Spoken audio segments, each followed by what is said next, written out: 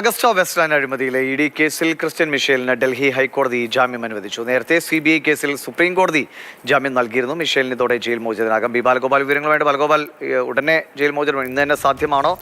ഇതിനോടുള്ള പ്രതികരണങ്ങൾ എങ്ങനെയാണ്?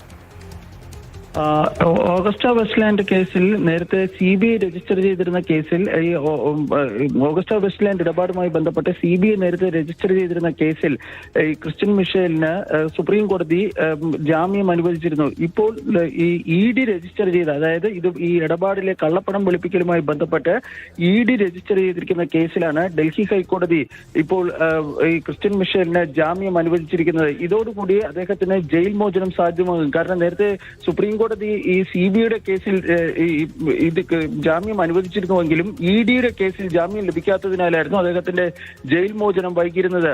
ഈ ക്രിസ്ത്യൻ മിഷേൽ ഏതാണ്ട് 6 വർഷത്തിലധികമായി ഇപ്പോൾ ജയിലിൽ കഴിയുകയാണെന്ന് ചൂണ്ടിക്കാണിച്ചുകൊണ്ടാണ് ഇപ്പോൾ ഡൽഹി ഹൈക്കോടതി ഈ ED രജിസ്റ്റർ ചെയ്തിരിക്കുന്ന കേസിൽ അദ്ദേഹത്തിന് ജാമ്യം അനുവദിച്ചിരിക്കുന്നത്. ഏതായാലും ജാമ്യ ഉത്തരവ് പുറത്തിറങ്ങിയാൽ ഉടൻ തന്നെ ഈ മിഷേലിന് ജയിൽ മോചിതനാകാൻ വേണ്ടി കഴിയുന്നതായിരിക്കും.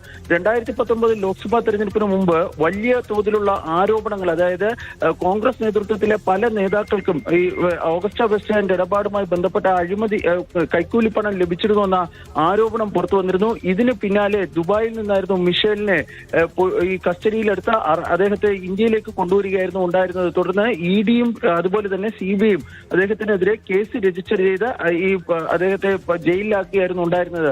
6 വർഷത്തിന് ശേഷമാണ് ഇപ്പോൾ മിഷേലിന് ജാമ്യം ലഭിക്കുന്നത്. ശരി.